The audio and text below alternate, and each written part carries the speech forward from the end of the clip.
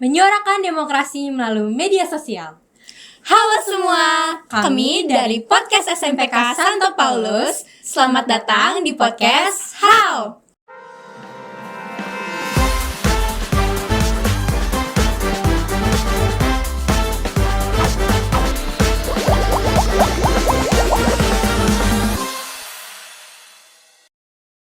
Pada episode kali ini, kita kedatangan tamu-tamu spesial lagi loh. Kira-kira siapa ya? Yuk kita sapa calon ketua OSIS kita. Hai. Pertama-tama, kami mengucapkan terima kasih karena telah bersedia untuk hadir pada episode kali ini. Sebelum dimulai, boleh dong kalian perkenalin diri kalian masing-masing? Boleh, nama saya Sienna Johnson Lee dari kelas 8A dan tahun ini saya sebagai calon ketua OSIS nomor 1. Dan saya Jessica Trianggunjaya, saya dari kelas 8B yang merupakan calon ketua OSIS nomor 2. Nah, Sienna Audrey, kamu kan sekarang salah satu calon ketua OSIS yang nantinya akan memimpin OSIS di sekolah ini. Apa yang memotivasi kamu sehingga kamu berani buat nyalonin diri jadi ketua OSIS? Nah, selama saya berpengalaman di OSIS tahun sebelumnya, saya melihat kalau di program-program OSIS kita sekarang ada banyak potensial untuk dikembangkan dan juga saya sangat optimistik untuk bekerja sama dengan anggota-anggota OSIS untuk tahun ini sebagai ketua OSIS.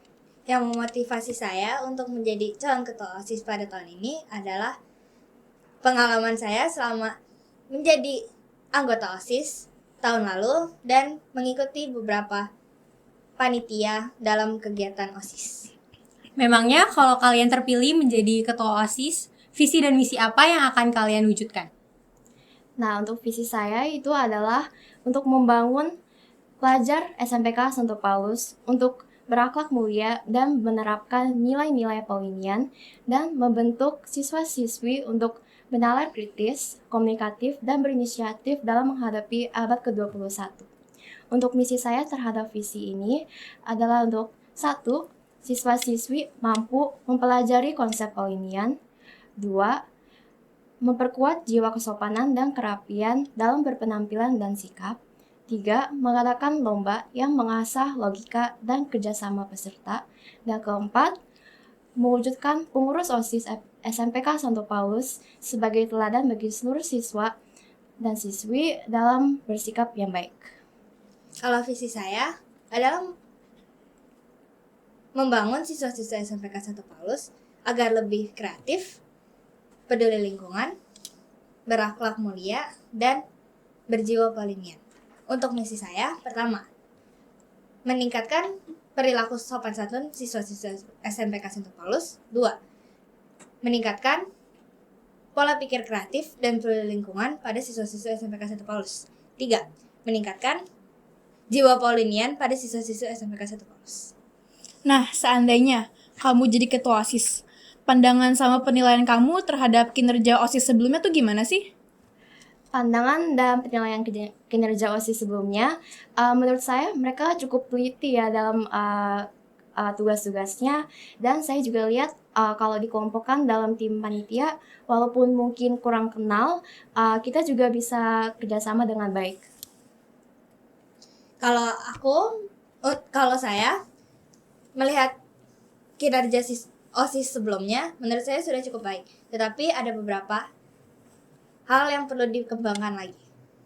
Jadi, menurut kalian, kinerja OSIS sebelumnya sudah baik atau masih harus ada yang diperbaiki? Menurut saya bisa dikatakan cukup baik, namun pasti selalu akan ada peningkatan-peningkatan yang bisa kita lakukan. Seperti komunikatif dalam lapangan saat acara berjalan, dan juga persiapan yang lebih baik lagi. Kalau menurut saya, kinerja OSIS ini sudah cukup baik. Cuman memang ada beberapa yang perlu dikembangkan lagi seperti program-programnya. Karena ada satu program yang terjalani tidak cukup baik, yaitu program podcast. Oh gitu. Nah, dalam berorganisasi, pastinya kan nanti ada tantangan internal dan eksternal ya. Cara kamu ngatasin semua tantangan itu tuh gimana sih? Untuk mengatasi semua tantangan, menurut saya kita harus berkomunikasi dengan semua anggota-anggota untuk mendapatkan pendapat mereka, karena kan pasti semua anggota akan memiliki pandangan dan juga pengalaman yang berbeda. Kalau menurut saya untuk menangani permasalahan-permasalahan ini adalah menjaga komunikasi antara tim OSIS, karena saya yakin komunikasi merupakan kunci untuk kesejahteraan dalam tim OSIS. Oh iya, setuju sih aku juga. Nah, Siena, waktu BKSN kemarin, kamu kan menjabat sebagai ketua panitia. Bagaimana pengalaman kamu selama menjabat sebagai ketua panitia? Nah, waktu saya berjabat sebagai ketua panitia BKSN, menurut saya itu pengalaman yang paling berkesan bagi saya. Soalnya walaupun persiapannya hektik dan juga kerjaannya sangat sibuk, waktu saya melihat hasil acaranya, saya merasa wow gitu, ternyata hasil tidak mengkhianati upaya. Dan saya merasa syukur bisa menjabat sebagai ketua panitia. Nah, kalau buat Audrey, dalam masa-masa kamu menjabat sebagai anggota OSIS sebelumnya, pasti udah pernah jadi panitia-panitia dalam event kan? Iya. Pengalaman kamu yang paling dalam menjadi panitia tersebut tuh apa sih? Kalau menurut saya, pengalaman saya yang paling mendalam itu tuh ketika saya menjadi panitia BKSN. Karena pada panitia waktu itu, saya memiliki tim yang isinya full anak kelas 7. Itu membuat saya mendapatkan pengalaman baru, yaitu harus mengondisikan tim dan harus berkomunikasi dengan murid-murid yang tidak terlalu dekat dengan saya. Oke, sekarang kita sudah sampai pada penutup. Apakah kalian ada dua patah kata untuk para pendukung kalian? Untuk para pendukung saya, terima kasih sudah mendukung saya selama perjalanan ini. Dan waktu pemilihan, jangan lupa untuk memilih nomor 1. Untuk pendukung saya, terima kasih banget yang udah mendukung saya.